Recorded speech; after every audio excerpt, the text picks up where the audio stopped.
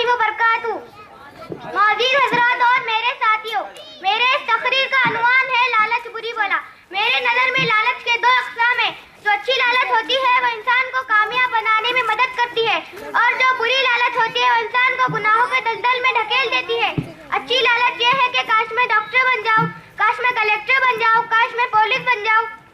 जो ये ख्याल आपके दिल में बस जाए, वो मुकाम हासिल करने के लिए आप लालची बन जाते हो, जो आपके लिए फायदेमंद होता है। लालच का दूसरा रुख जलन, हसद, मक्कारी, गद्दारी, दौलत, शोहरत हासिल करने के लिए हराम हलाल की तमीज भूल जाते हैं, और बुरी लालच के इशारों पर चलते चलते गुनाहों के दलदल में फंस जाते हैं।